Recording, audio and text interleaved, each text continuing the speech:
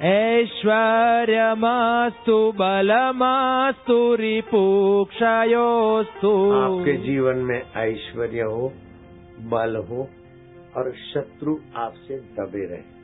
शत्रुओं का दबदबा आप पर नहीं, बाहर के शत्रु पर भी तुम्हारी विजय और भीतर के शत्रुओं को भी तुम नकेल डालकर जिया करो। क्रोध आए तो देखना, क्रोध आया है तो मन में आया है, इसका उपयोग करूं, लेकिन क्रोध मुझे तपाकर कमजोर न कर दे, काम मुझे नोच कर कमजोर न करे, मोह मुझे नोच कर उलझा न दे, अहंकार मुझे नोच कर रावण की दुर्गति न दिखा दे, क्योंकि मैं गुरु का शिष्य हूँ और गुरु के समक्ष मैंने संसार में प्रवेश किया। मैं अकेला नहीं हूँ, मैं अनाथ नहीं हूँ, ईश्वर और गुरु बस मेरे को साथ है, मैं सनाथ हूँ। वंशे सदैव भवतां हरि भक्तिरस्तु। आपके वंश में सदा हरि भक्ति बनी रहे। ओम धान्यम धनम बहु गुरु भक्ति लाभम। धन धान्य और बहुत गुरु भक्ति लाभ, और गुरु भक्ति लाभ से गुरु को जो आत्म सुख, आत्मानुभव, आत्म सामर्थ्य है वो भी आपके जीवन में प्रवेश पाए। शत संवत्सरम दीर्घम आयु। आप लंबी आयुष्य के धनी हो। ओम ऋग्वेदो यजुर्वेदो सामवेदो अथर्वण गुरुवाक्यम सदा सत्यम नश्यन्ति तव शत्रवः। ऋग्वेद, यजुर्वेद, सामवेद, अथर्ववेद, ये सब वेदों का सार गुरु वाक्य आपके जीवन में है, तो वेदों के जप तप का फल आपको सहज में सुलभ। ओम यज्ञेन यज्ञमयजन्त देवास्तानि धर्माणि प्रथमान्यासान्यं तेन नाकं महिमानं सचन्त्र यत्र पूर्वे स्वाध्यासन्ति देवाः। ज्योर शांति, अंतरिक्ष शांति, आपः शांति, रोकदयः शांति, वनस्पतयः शांति, विश्वे देवाः शांति, ब्रह्म शांति, सर्वको शांति, शांतिरेव शांति, सा मा शांतिरेधि। हरि ओम। सब बोलना, दुल्हा दुल्हन तो बोलेंगे ही, आप लोग भी बोलना। सर्वदा सर्वकालेषु, सर्वदा सर्वकालेषु, सर्वदा सर्वकालेषु, सर्वदा सर्वकालेषु, नास्ति तेषाम् अमङ्गलम्, नास्ति तेषाम् अमङ्गलम्। येषां हृदयस्थ भगवान्, येषां हृदयस्थ भगवान्, मंगलाय तनो हरि, मंगलाय तनो हरि। उनके जीवन में सर्वदा और सर्व समय सर्वकाल में अमंगल नहीं होता। क्यों? कि जिनके हृदय में मंगलायतन हरि का महत्व है। ये वर कन्या का जो शुभ विवाह हो रहा है, मंगलायतन हरि की महिमा अगर इन सपूतों के जीवन में नहीं होती तो शादी के दिन तो कितने ताम झाम से, कितने ऊंचे गादियों और घोड़ों पर बैठते। ये सुशील वर कन्या घंटों भर भगवान के नाम पर गुरु के दर्शन के लिए धरती पे बैठे हैं। तो मंगलायतन हरि का महत्व है, गुरु का महत्व है, तो उनके जीवन में विघ्न बाधा कुछ उनका बिगाड़ नहीं सकते। सर्वदा सर्वकालेषु नास्ति तेषाम् अमंगलम्, तेषाम् हृदयस्थ भगवान, जिनके हृदय में भगवान अपना, भगवान का महत्व है। जैसे बालू और चीनी मिला दो तो कीड़ियां क्या बालू उठा के ले जाएगी? नहीं, बालू वहीं धरा रह जाएगा, चीनी उठा के ले जाएगी। ऐसे ही अष्टदा प्रकृति और परब्रह्म परमात्मा मिले जुले, जिनके हृदय में परमात्मा का महत्व है, वो संसार से परमात्मा की शांति, आनंद, माधुर्य और देर सवेर परमात्मा की प्राप्ति की मधुरता से जीवन मुक्त हो जाते हैं, सदगति को पाते हैं। कि आपके जीवन में सर्वदा सर्वकाल अमंगल न हो, क्योंकि मंगल आयतन हरि का महत्व आपके जीवन में है और बढ़ता जाए। एक श्लोक और बोल देना। आप सब सत्संगी इनको पुण्य हो, इसलिए एक श्लोक बोलकर इनको ही पुण्य अर्पण करें। नित्य उत्सव भवे तेषाम्, नित्य उत्सव भवे तेषाम्, नित्य श्री नित्य मंगलम्, नित्य श्री नित्य मंगलम्, येषाम् हृदयस्थ भगवान्, येषाम् हृदयस्थ भगवान्, मंगलाय तनो हरि, मंगलाय तनो हरि। उनके जीवन में, इन दुल्हा दुल्हन के जीवन में और उन भक्तों के जीवन में नित्य उत्सव रहता है, नित्य उत्साह रहता है, नित्य एक अपनत्व रहता है उस परमात्मा के साथ, गुरु के साथ। उनके जीवन में नित्य उत्सव, जिनके जीवन में नित्य उत्सव, उनके जीवन में नित्य श्री। श्री माना संपदा। रुपए पैसे तो संपदा है, लेकिन आरोग्य भी संपदा है, प्रसन्नता भी संपदा है, अच्छी सूझबूझ आदर भी संपदा है, और अच्छी सूझबूझ का अभिमान न आना ये तो बड़ी संपदा है। और हर परिस्थिति पसार हो रही, उसको जानने वाला अपना आप, हर परिस्थिति का बाप मेरा चैतन्य, मैं मुक्त आत्मा हूँ। ये तो महाराज ब्रह्म ज्ञानियों की संपदा। इन ब्रह्म ज्ञानी के बच्चों के पास तो आने ही है देर सवेर। आपके जीवन में नित्य उत्सव, नित्य श्री और नित्य मंगल। और आज पूर्णिमा का दिन और कार्तिकी पूर्णिमा, भगवान नारायण 4 दिन पहले ही योग समाधि से निवृत्त होकर इस जगत की व्यवस्था में अब ध्यान विशेष देंगे। तो आप भी इस जगत में निर्लेप नारायण की स्मृति के साथ अपना जीवन यापन करते करते जीवन की शाम हो जाए, उसके पहले जीवन दाता आत्मा परमात्मा मेरा है। शरीर स्वप्न, शादी विवाह स्वप्न, सुख दुख स्वप्न, मान अपमान स्वप्न, उसको जानने वाला सच्चिदानंद आत्मा मेरा अपना। हरि ओम।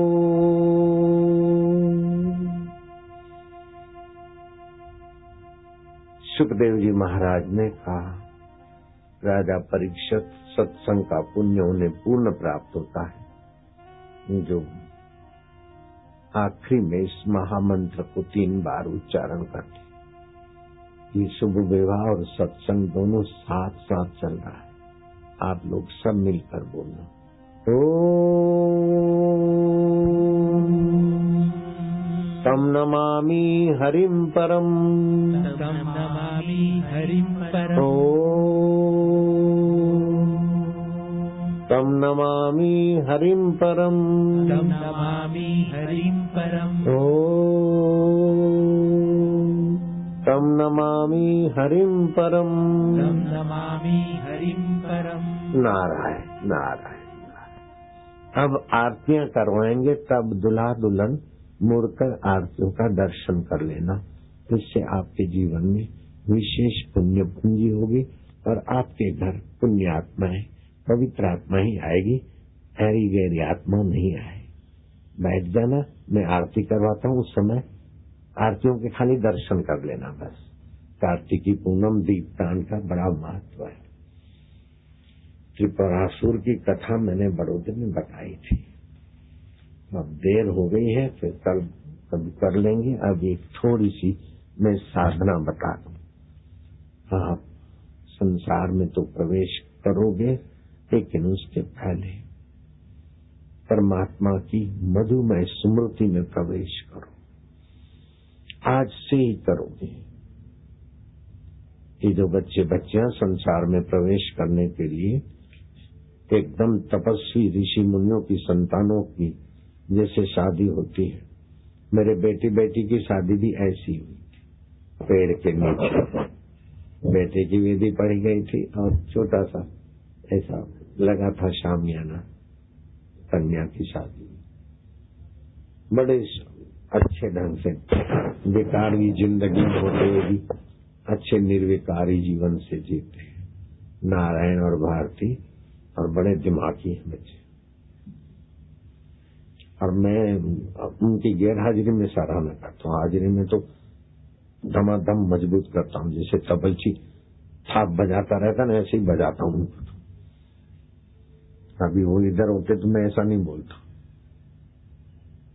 बहुत मजबूत कर दिया मैंने उनको। बापू गए हैं, बापू गए, बापू गए ऐसे करके, जैसे अमीर आदमी के बच्चे ज्यादातर बेवकूफ होते हैं, फालतू खर्चे वाले होते, ऐसे नहीं।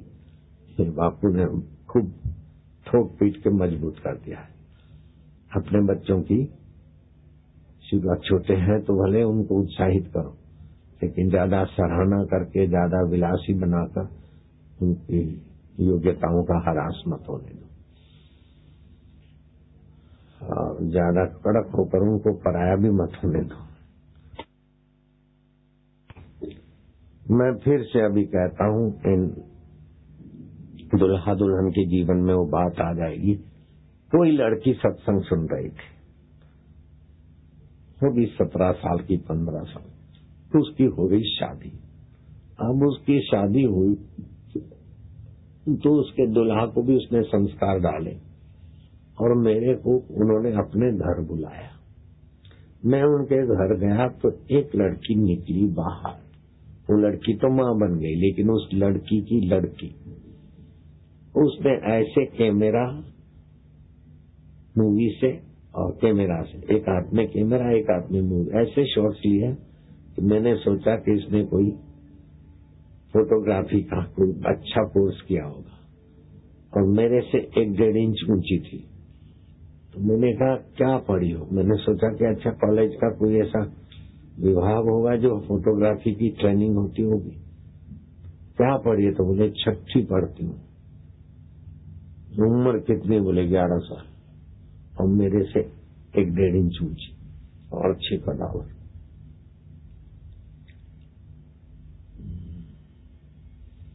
तो उसकी माँ ने बताया, क्या आपने बापूजी जो सत्संग में मैं आती थी तो आपने जो बताया था, मतलब कन्या थी वो, सत्संग में आती थी, तो शादी हुई तो जो लड़की हुई तो उसके जीवा पर ओमकार लिखा। जो भी मैं बच्चों के जन्म के वक्त बताता हूँ 7 वक्त, ओम ओम ओम ओम ओम ओम ओम अश्मा भव। तो चट्टान के नहीं अडिग रहना। दूसरे बार ओम ओम 7 बार जब के परशु भव, तू कुल्हाड़ी के नहीं विघ्न बाधाओं को काटने वाला बनना। बच्चे का जन्म हो तो 3-4 मिनट के बाद ही नाभि छेदन होना चाहिए। तो बच्चा होनहार होगा, तुरंत नाभि छेदन करोगे तो बूंदू रहेगा, डरपोक रहेगा। तो ये मैं पहले सत्संग में बता चुका, आप लोगों को पता भी होगा। तो बापू जी ने जैसा बताया, बच्चे की नाभि छेदन 3 मिनट के बाद, फिर नहला धुला के बाप के गोद में देना चाहिए बालक, और वो बालक के कान में पिताजी प्रेम से 7 बार बोले ओम ओम और अश्मा भव। अश्मा भव याद न रहे तो तू चट्टान की नाई अडिग रहे। दूसरे 7 बार बोले और तू परशु भव। परशु भव बना तू कुल्हाड़े की नाई विघ्नों को काटने वाला बना। किरणम मस्तुम भव, तू सुवर्ण की नाई, और धातुओं को तो जंग लग जाती है, ऊपर का भी रंग इधर उधर सोना ज्यों का त्यों, ऐसे तू अमर आत्मा ज्यों का त्यों। ऐसा करके बच्चा फिर माँ के गोद में देना चाहिए। माँ उससे स्तनपान न कराए, माँ उसकी जीवा पर शहद और घी, गाय का घी मिल जाए तो ठीक, नहीं तो देसी घी, 2 बूंद शहद की 2 बूंद घी की। शहद का वजन ज्यादा होगा तो भी मिश्रण हो जाएगा। ऐसा समझो ना, आधा ग्राम घी और 1 ग्राम शहद सोने की सलाई से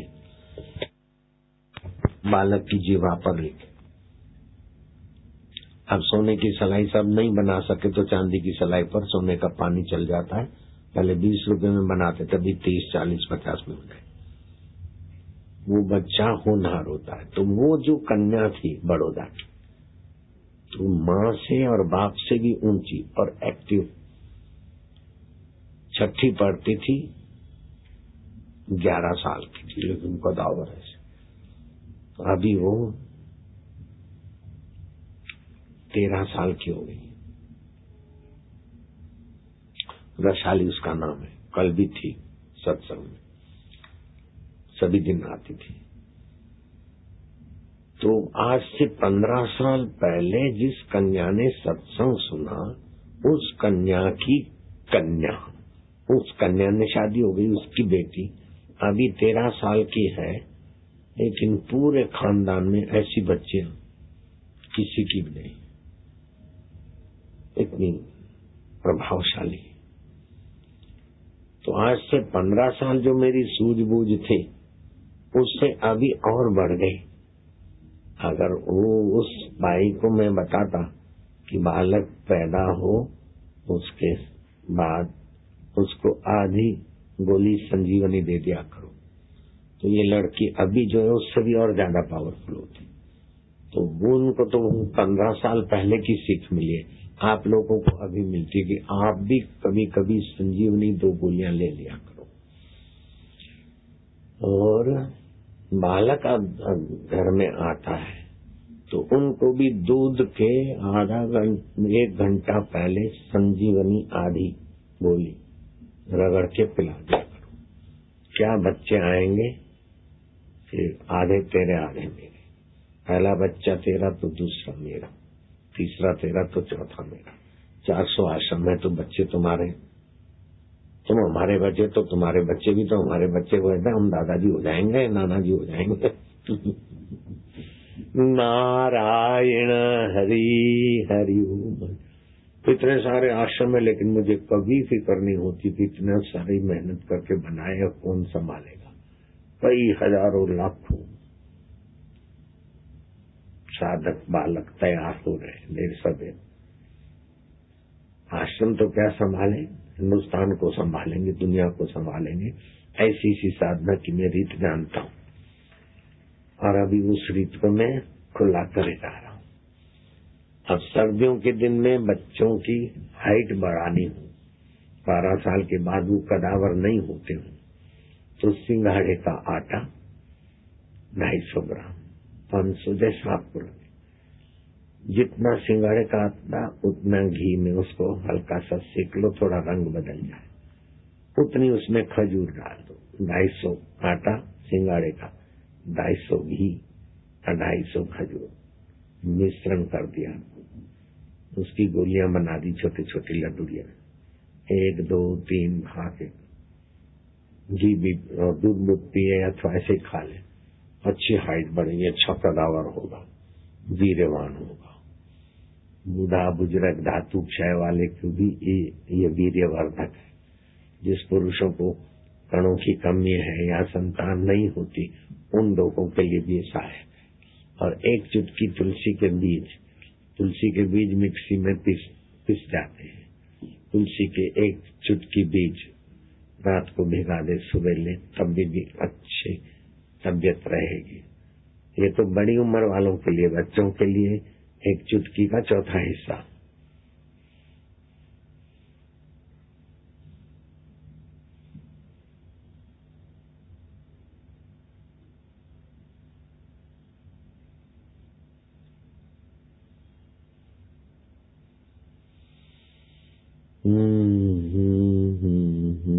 अब यहाँ समाचार आए कि बाजार में इधर खजूर महंगी मिलती है, लेकिन अपने स्टॉल पर खजूर 60 रुपए किलो मिलती है, साधक लोग ले सकते हैं।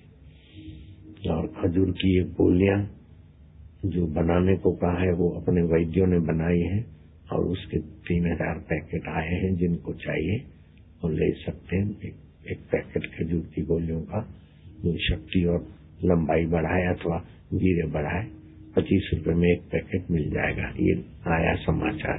और आंवले का रस, आंवले के रस में थोड़ा सा घी डाल के पिए तो कितना भी पुरुष कमजोर हो, स्त्री कमजोर हो, कोई व्यक्ति कमजोर हो, हाथों की सफाई और बल बढ़ जाएगा। इतवार को ना पिए, आंवले के रस में थोड़ा अदरक मिला दे और थोड़ा शक्कर वक्कर मिला के पिए तो वो भी, जिसको भी आंवले के रस की आवश्यकता हो, खजूर की गोलियों की आवश्यकता हो अथवा खजूर की, वो अभी यहाँ लेखा आया है इलेक्ट्रॉनिक स्लेट में, वहां से ले सकते हैं। लेकिन इन सब के साथ अगर आपके जीवन में परमात्मा की प्राप्ति का लक्ष्य है तो ये सब सार्थक है। नहीं तो एक से एक दवाइयां टॉनिक के लोग खा खा के भी बेचारे थक जाते। रोग जो भी होते हैं वे शरीर की अपेक्षा मानसिक रोगों के कारण होते हैं। औषधियों से अगर सब रोग मिट जाते तो आज सब निरोग होते। औषधि तो अन्नमय कोश को थोड़ी मदद करती है निरोग होने में, लेकिन रोगों का मूल है मनोमय कोश और प्राणमय कोश। मन में काम, क्रोध, लोभ, मोह, मत्सर ये आवेग आते, इससे मन विकसित होता है तो नाड़ियों का संतुलन बिगड़ जाता है और प्राण शक्ति का संतुलन बिगड़ जाता है। जहाँ प्राण शक्ति कम काम करती वहाँ रोग पैदा होते। प्राण शक्ति ठीक काम नहीं करती या जठरा ठीक काम नहीं करती तो रोग आ जाते। मानसिक संतुलन गड़बड़ है तो रोग आ जाते। तो शरीर के रोग तो औषधियों से थोड़े बहुत कहीं मिलते हैं, लेकिन आजकल तो अभी यहाँ दिल्ली में आज एक बाई आई कि हॉस्पिटल में बहू को भर्ती किया, बोले सीजरन के बिना हो नहीं सकता, पेपर साइन करो, 170 होना चाहिए बच्चे का, जो कुछ उनकी, इसके तो 40 ही पल से ये चल रहे हैं दम आधी आधी। ये तो बाई ने कहा नहीं बापू ने सीजरन की मना की, हम नहीं करवाएंगे। तो बोले जान जाएगी बहू की, फलाना डिंगना। बहू को अलग कमरे से भड़काने लगे और बेटे को अलग ढंग से समझाने लगे, लेकिन हमारे बहू बेटे ने कहा नहीं हमारी माँ जो बोलती वही होगा। तो बोले अच्छा तो आपको हम डिस्चार्ज कर देते। तो सुबह डिस्चार्ज कर दिया। अब वो प्रसूति की पीड़ा हो रही, ऑटो में बैठे और बाइक को पीड़ा हो रही। ऑटो वाले ने कहा मुझे पैसा दो न दो, तुम जहाँ बोलो मैं छोड़ देता हूँ। ऑटो वालों को पैसा दिया, हॉस्पिटल में गए, आधा घंटे के अंदर संतान की वो बच्ची को ले आई थी बाई। तो आजकल ऐसा अत्याचार चल रहा है बहनों के साथ कि मेरा हृदय बहुत द्रवित हो जाता है। कोई जरूरत नहीं सीजरन कराने की, और सीजरन से संतान को जन्म देने वाली माँ बेचारी जीवन भर परेशान रहती है। और अभी ऋषि प्रसाद में भी उसका साइंटिफिक कारण आएगा। पहले तो हम अपने अंतरात्मा से बोलते थे कि पेट चिरा के बच्चे को जन्म नहीं देना चाहिए।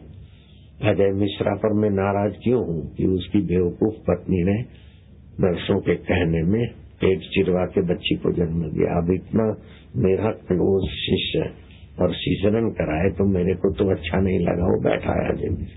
अब वो पीड़ित हो रही है। तो किसी भी कीमत पे सीजरन नहीं कराना है। ऐसा हो गया वैसा हो गया, ओम झंबला झंबला जप करने से भी प्रसूति होती है, गाय के गोबर का रस लेने से भी प्रसूति होती है।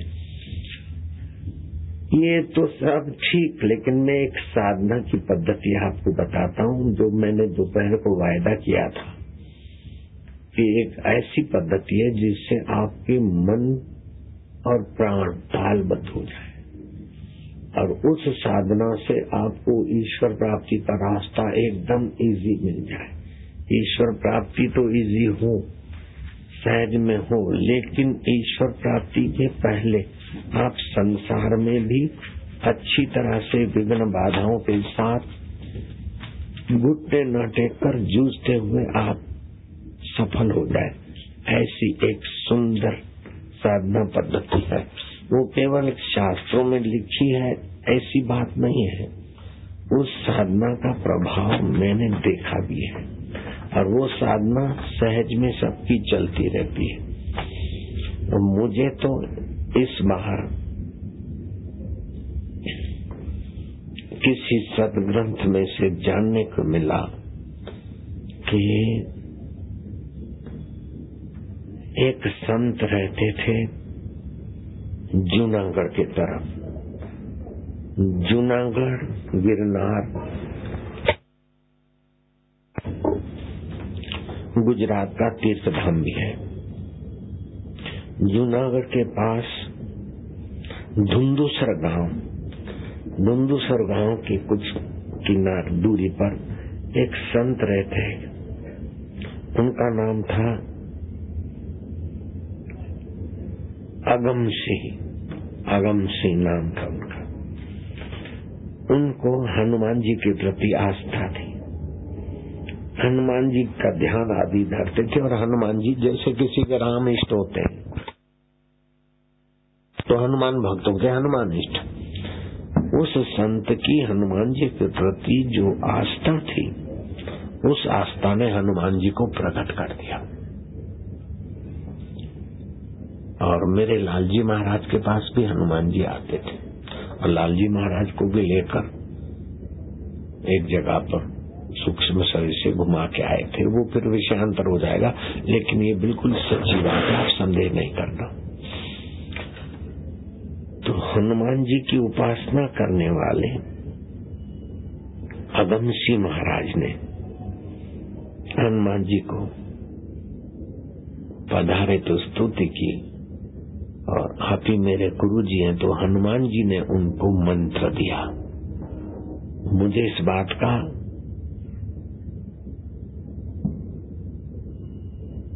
बड़ा आश्चर्य होता है कि हनुमान जी राम भक्त है। रामचरित सुनवे को रसिया। राम राम ही हमने सुना है कि हनुमान जी राम नाम जपते हैं, लेकिन अगम सिंह को ये साधना बताई हनुमान जी ने।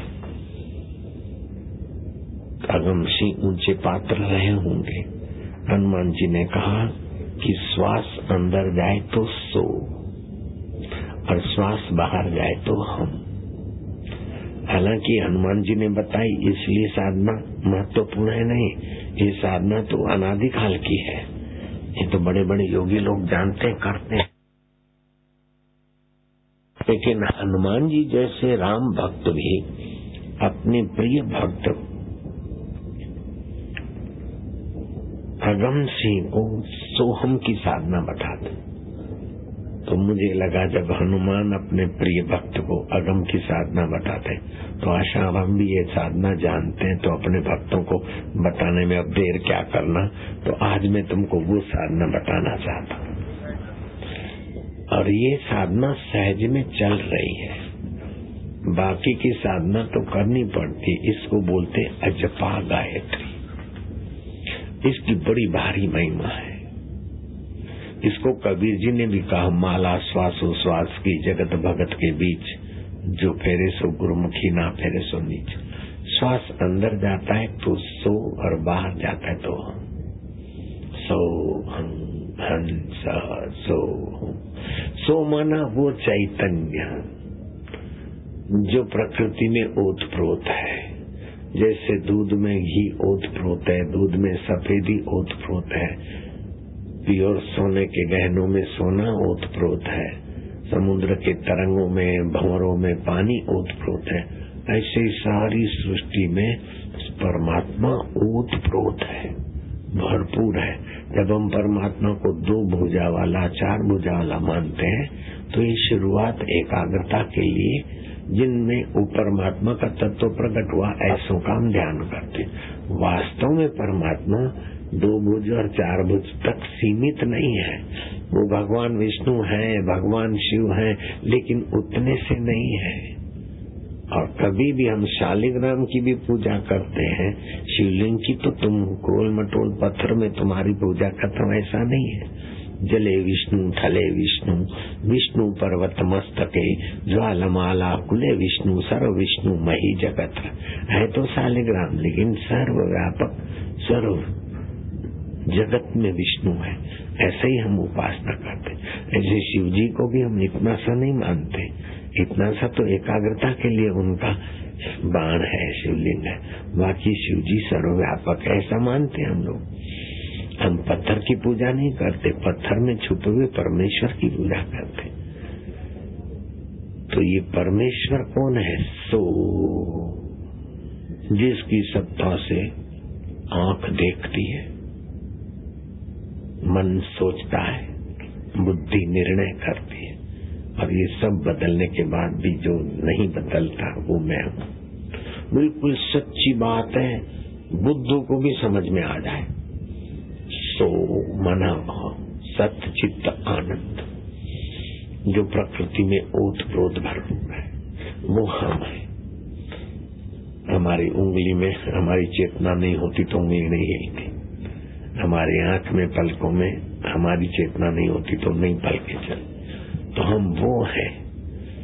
ये आकृति वाले शरीर में हम निराकार है, मरने वाले में भी हम अमर है, अनित्य में भी हम नित्य है। सो हम।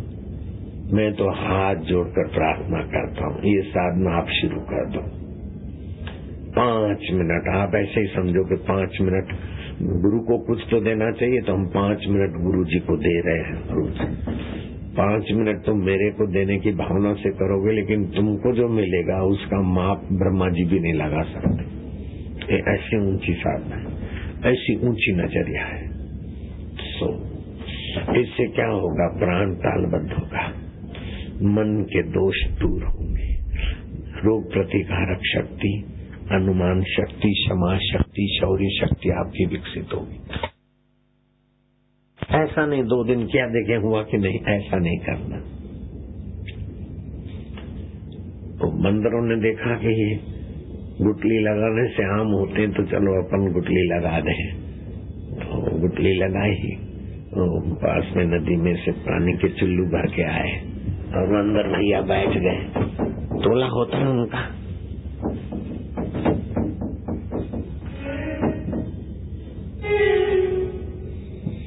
गुटली में से आम होते हैं, अभी तक आम नहीं निकलता।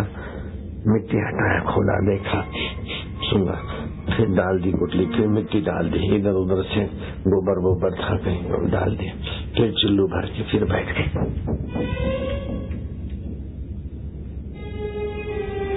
उसका देखे पैरों पे खड़े, उसकी भी गुटली आम नहीं हुई, सब बैठ गए। गुटली में से आम होता है, अपने अपना आम लगाएंगे। कहीं बगीचे में जाते तो हरामी भगा देते माही लोग, होए होए होए, अब अपने आम लगाएंगे। आधा घंटा हुआ न हुआ, उन्होंने बहुमति से फैसला पास कर दिया कि गुटली में से आम नहीं होते, क्योंकि हमने बैठ के प्रयोग किया, नहीं हुए। लेकिन बंदर भैया गुटली में से आम आधा घंटे में नहीं होते, 2 दिन में नहीं होते, धीरे से होते। ऐसे जीव में से ब्रह्म का सामर्थ्य 5 मिनट करा और फिर आपाधापी करे तो क्या होगा? 5-10 मिनट 15 मिनट फिर आदत बन जाती। अजपा गायत्री की, उससे तो बच्चे भी बड़े अच्छे आत्मा आते। तो आप सभी को अभी शुरू में थोड़ी नई चीज, कोई साइकिल भी सीखते नहीं, शुरू में कठिन लगती। ABCD भी लिखते थे तो शुरू में कठिन लिखता था, 1 2 3 4 10 भी लिखने में कठिन लगता था, लेकिन अब आसान। ऐसे भी थोड़ी साधना शुरू करो, 5 7 10 मिनट। फिर व्यवहार में दिन में भी कभी कभी श्वास को देखो, श्वास अंदर जाए, सो बाहर जाया, वो चैतन्य हूँ। फिर ऐसी आदत बन जाएगी कि कुछ भी आए, क्रोध आए तो देखने वाला मैं हूँ, तो क्रोध आपकी कमर तोड़ के नहीं जाएगा, काम आपकी कमर तोड़ के नहीं जाएगा। संसार में उतरे हो, काम विकार में आना पड़ेगा, लेकिन उस समय भी सावधान हो। जो काम विकार के समय अति एक दूसरे को स्नेह करते, वो अति खाली हो जाते, लेकिन काम विकार का ऊर्जा का प्रसार हो रहा, मैं उसको देख रहा हूँ, अधिक ऊर्जा नाश नहीं होगी, और जितनी चाहिए उतनी ऊर्जा से अपना पति पत्नी को संतोष भी हो जाएगा, संतान भी हो जाएगा, और आप जो कहते हो मजबूत बने रहेंगे। ये लगती तो बहुत छोटी छोटी बात है, लेकिन इससे तुम्हारा राज्य पराजित करने की शक्ति आ जाती है, राज्य जीतने की शक्ति आ जाती है, और ये ऊर्जा नाश होती तो राज्य हार जाता है। इससे बुद्धि का भी बल बढ़ता, बुद्धि भी बढ़ती, मनोबल भी बढ़ता है, और भाग्य की रेखाओं को तुम पलट सकते हो, तुम भाग्य के विधाता हो सकते हो। ज्योतिषी कुछ भी कह दे, राजा विक्रमादित्य को सामुद्रिक लक्षण होते हैं। मैं 20-21 साल का था तो एक ज्योतिषी से मैंने अपना छाया शास्त्री था, सूर्य की छाया में आपकी छाया माप कर बता दे, उसके पास गया और उसने ऐसा बताया कि मैं बोला तो गप लगा था, लेकिन जो उसने बताया वही हुआ सारा जीवन। छाया शास्त्री ने जो बताया उस समय उसने बताया ना, मैंने कहा ऐसा संभव ही नहीं है। उसने बताया कि तुम्हारी शादी होगी। मैं क्या क्या बकवास करता, मेरा तो पक्का रहता था शादी और मैं संभव ही नहीं है। फिर तुम्हारे पास बहुत संपदा होगी। मैं क्या ही कैसा आदमी है, मेरे को तो उससे मानो एक एलर्जी थी, रुपया पैसा धन नहीं। अभी भी वो स्वभाव तो है, मैं रखता नहीं हूँ, लेकिन है तो सब मेरे लिए मेरे नाम। तुम बड़े संपत्तिवान होगे और सब छोड़ के चले भी जाओगे। तो सब छोड़ के चले भी गए हैं हम, सब होते हुए भी कुछ भी नहीं मेरे पास। रोज चले जाता हूँ और अभी भी चला रहता हूँ।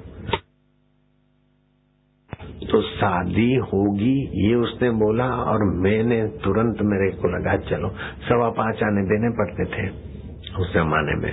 5.25 आने मतलब 31 पैसे दक्षिणा रखो, ज्योतिषी बताते थे, और सभी बातें उसकी सच्ची लगी। तो इसको बोलते छाया शास्त्री, सामुद्रिक लक्षण। सामुद्रिक लक्षण में भी थोड़ा बहुत जानता हूँ, तो किसी को बोल देता हूँ तो दंग रह जाते हैं। किसी के बच्चे को देखता हूँ, बोले ये जन्मा तब उसके बाद तुम्हारे पास धन आया, बोले सच बात है। अथवा सामुद्रिक लक्षण के अनुसार किसी को कुछ बोलता हूँ बिल्कुल परफेक्ट होता है। तो राजा विक्रमादित्य के पास आकर सामुद्रिक लक्षणों में दबंग आदमी था शास्त्री जी। अपना सिर घुटने लगा के आज तक की मेरी विद्या पर पानी फिर गया।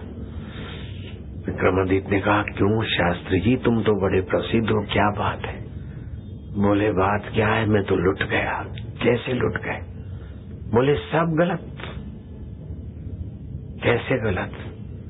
बोले आपके लक्षणों से पता चलता है कि आप एक भिखारी होने चाहिए, लेकिन मेरे सामने राजा के रूप में हो।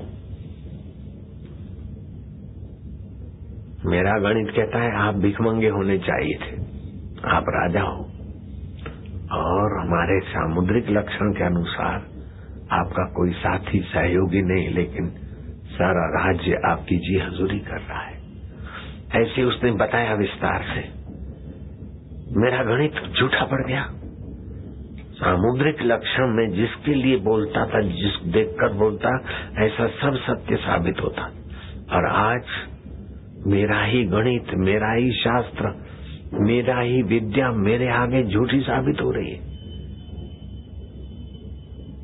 आप अलग थलग एक व्यक्ति होने चाहिए, लेकिन सारा राज्य आपकी हजूरी में।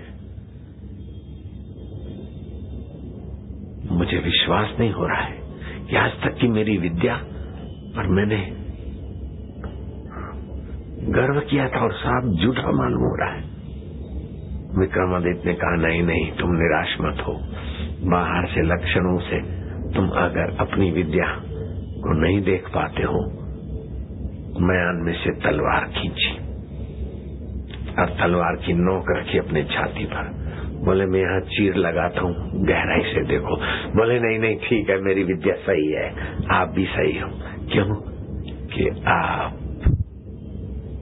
शरीर होते हुए भी शरीर से पार की विद्या सीखे हो। शरीर को आप साधन मानते हो, मैं शरीर हूँ ये आपकी समझ नहीं है। किसी गुरु ने आपको कोई दीक्षा दी है, इसलिए आपके तुच्छ संस्कार और तुच्छ प्रारब्ध भी आज विक्रमादित्य होकर चमक रहे हैं। ये किसी सदगुरु की दीक्षा है, इसीलिए आप तलवार की नोक छाती में भोंक रहे हो।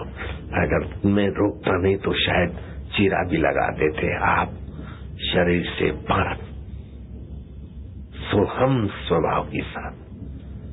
विक्रमादित्य का संतोष हो गया न, मैं ज्योतिषी साहब को बस अच्छा हो गया, क्योंकि सोहम की साधना वाला मैंने की हुई है। सोम की साधना वाला स्वयं संतुष्ट रहता है, औरों को संतुष्ट करने का उसका स्वभाव हो जाता है।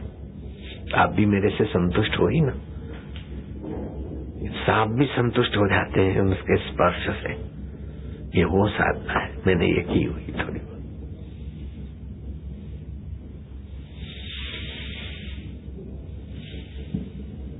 अभी आप कुछ भी ना करो, श्वास चल रहा है उस पर नजर रखो और उसमें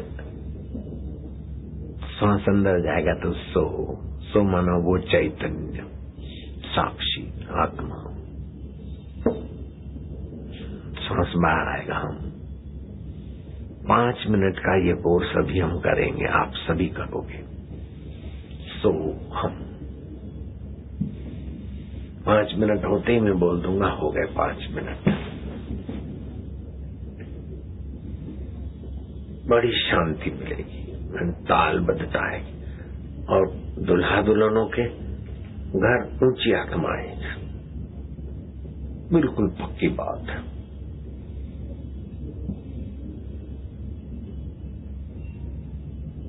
नारायण की माँ की ये साधना चली, उसके बाद ही नारायण आया, भारती आई।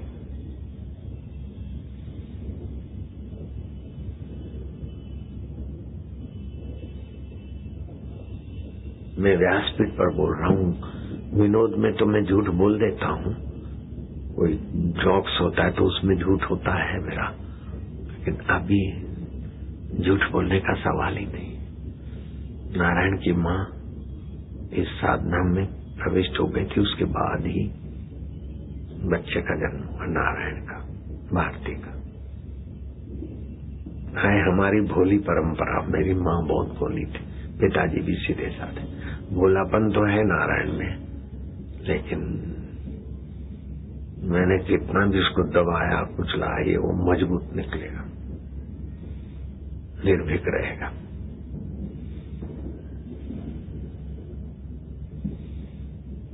कोई माँ बाप नहीं चाहता है कि हमारे बच्चे बोंदू लल्लू बन। अब बच्चों का तो जो हो, अभी आपका भला होगा तो सभी का भला है। 5 मिनट रोज, सुबह उठते समय करो, रात को सोते समय करो। अभी पहले मैं पटाने के लिए 5 मिनट कहता हूँ, फिर तुम बढ़ा देंगे तो और लाभ होगा। साधना चालू रखना तुम। श्वास अंदर जाए सो बाहर आए हम।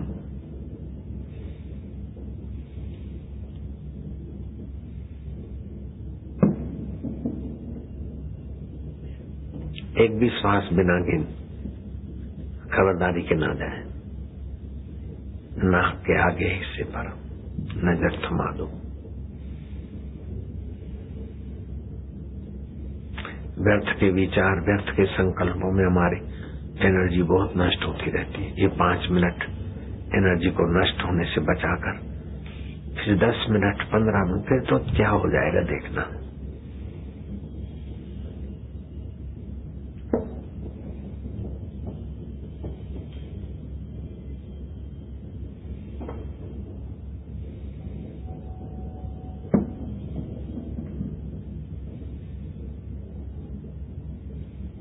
सो माना वो चैतन्य आनंद स्वरूप, शांति और आनंद अभी अभी आपके अंतःकरण में महसूस होने लगेगा।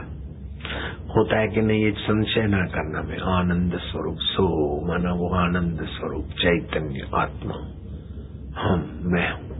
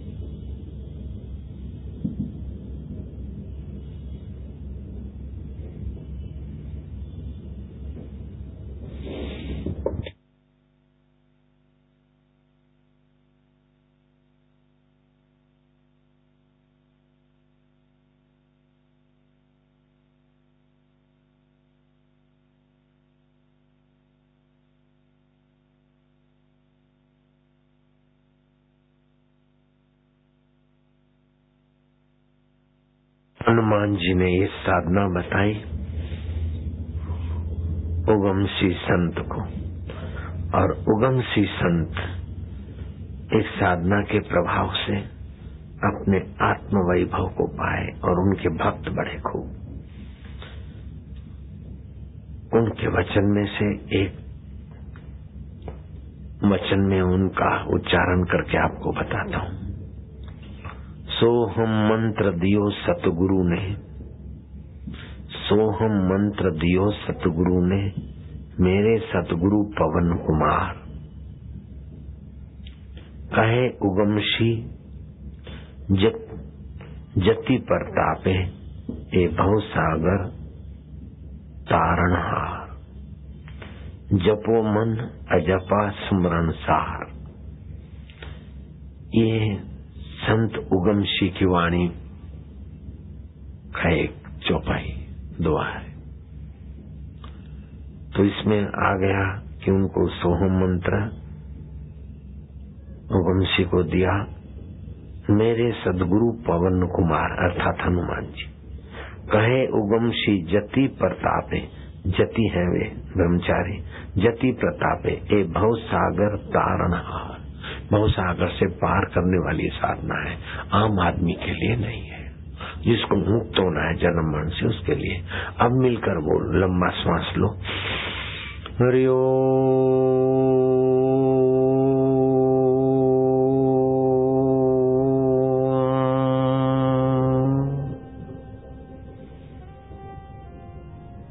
प्रतिदिन 2 बार कंठकूप की साधना करने वाला भी स्मृति का धनी बन जाता है। बुढ़ापे में भी याद शक्ति बनी रहती और दूसरे अवान्तर फायदे होते हैं। लंबा श्वास लो, रोको और कंठ से ओमकार जपना है। मैं करता हूं, ऐसे करना है।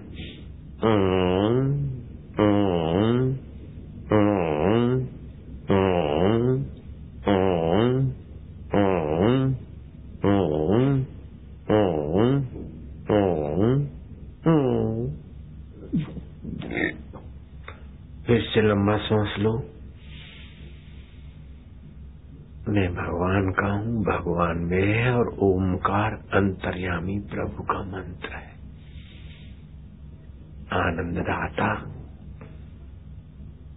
सर्वेश्वर का मंत्र मैं जपूंगा उनकी प्रीति के लिए।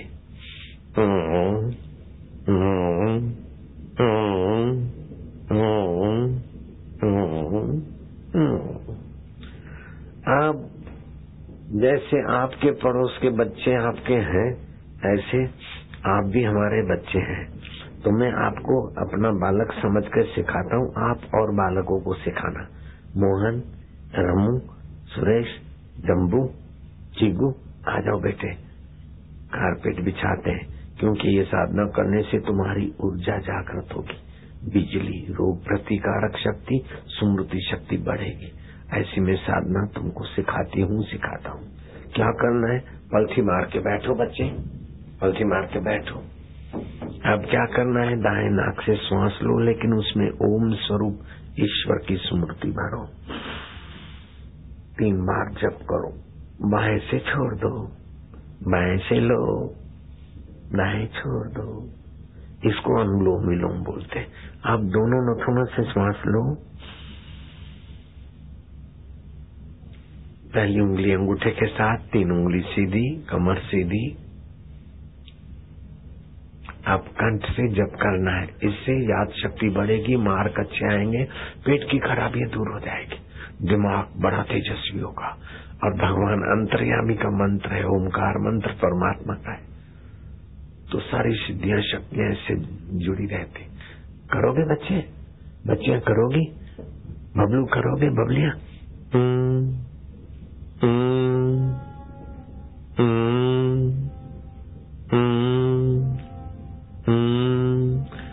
मनो ओम आनंद स्वरूप आत्मा मेरा प्रभु, मेरा मैं प्रभु का।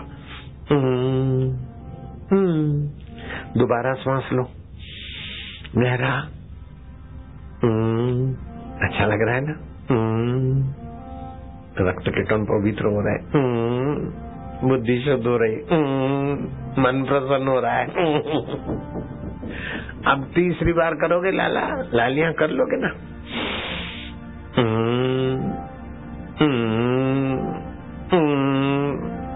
बड़ा आनंद आएगा। भगवान भी खुश और तुम भी खुश, तुम्हारा आत्मा परमात्मा एकमय।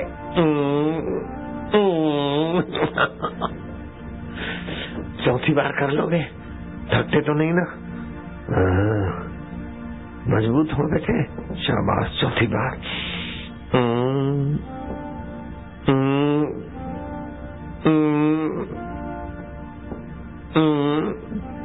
फालतू फालतू खेल क्या खेलना, यही खेलो प्रभु जी के साथ। खेल रहे हो ना बेटे, है ना? बहुत भगवान प्रसन्न हो रहे, बापू जी भी खुश हो रहे। पांचवी बार कर लोगे? असली खुशी ऐसी तो किसी बारातियों के पास नहीं होगी, और दुल्हा दुल्हन के पास जो आज मिल रही तुमको। और दुल्हा दुल्हन में तो तनाव, टेंशन होता है बेचारों को। कोई मेहमान रूठ न जाए, कोई चीज कमी न हो जाए, और जल्दी निपटे तो जाके काला मुंह करे। लेकिन ऐसे दुल्हा दुल्हन नहीं। और पूनम के दिन तो संयम बरतना ही है। पूनम के दिन किया हुआ व्यवहार बहुत नुकसान करता है, घाटा देता है। अमावस्या, पूनम। पांचवी बार कर लोगे ना? लंबा सांस लो, जट्टी जट्टू ले लो।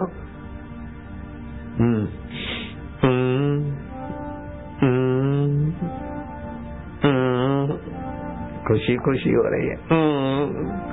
ये असली शादी हो रही है, जीवात्मा परमात्मा की मिलन की मधुरता। विकार में निर्विकार, नश्वर में शाश्वत। अरविंद, अच्छा लग रहा है ना? वापिस अच्छा लग रहा है? जंगू, मंगू, राधा, रमा, अच्छा लग रहा है बेटे? आनंद आ रहा है। अब छठी बार जितना लंबा सांस रोकोगे नहीं, उतना फेफड़ों के छिद्र, बंद छिद्र विकसित होंगे और सारी योग्यताओं का विकास।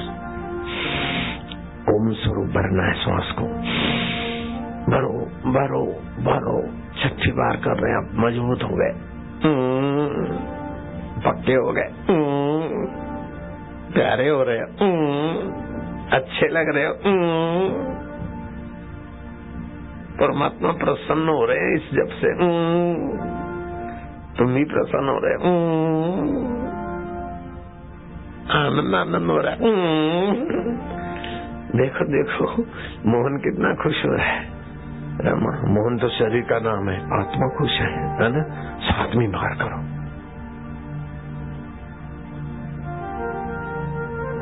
चुंगू करोगे ना तुम? चिकू, मीनू, शम्मू, तन्नू, बब्बू, बबलिया। सातवीं बार।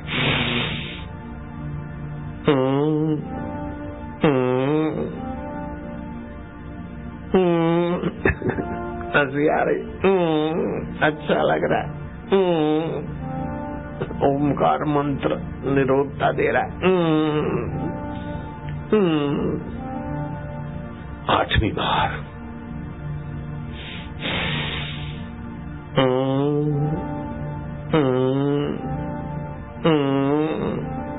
और उसके बच्चों को सिखाते सिखाते तुम्हारे को भी फायदा होगा ना। तुम्हारे बच्चे भी पावरफुल होंगे और तुम भी पावरफुल हो जाओगे।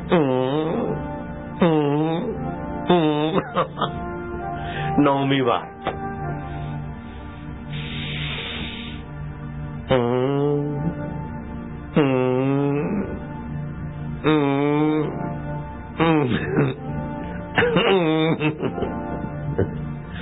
अब 10वीं बार करेंगे, आखिरी है। जितना भी ज्यादा सांस ले सको, लेकिन ये करना कब है? खाली पेट भोजन करके तुरंत लंबा सांस वाला प्रयोग नहीं करना चाहिए। दूध पिए तो आधा पौने घंटे के बाद कर सकते, लेकिन खाली पेट ज्यादा अच्छा। सुबह कर सकते हैं, दोपहर को भोजन के पहले कर सकते हैं। कुल मिला के खा के तुरंत नहीं करना चाहिए। आखिरी श्वास ले लेना है, लंबा श्वास लो लो, और थोड़ा और लगे दम। और थोड़ा, और थोड़ा, और खूब रोका। मैं भगवान का, भगवान मेरे और भगवान का स्वाभाविक नाम ओमकार है, अंतर्यामी प्रभु का नाम। ओम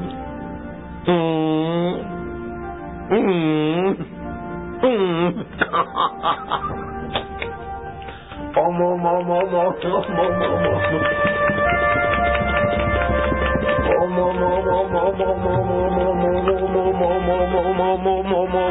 ओम ओम प्रभु जी, ओम प्यारे जी, ओम ओम ओम ओम।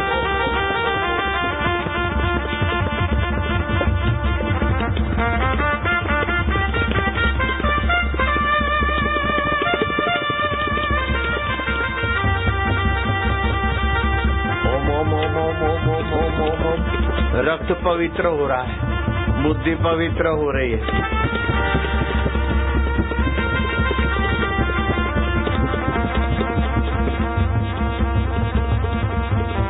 अरबों अरबों कोशिकाएं, लाखों नहीं, करोड़ों नहीं, अरबों अरबों कोशिकाएं मस्तक में, सब में ओमकार की चेतना दिव्यता भरने में सक्षम है। ओम ओम ओम ओम ओम ओम प्रभु जी, ओम प्यारे जी, ओम मेरे जी, ओम गुरु जी, ओम शिव जी,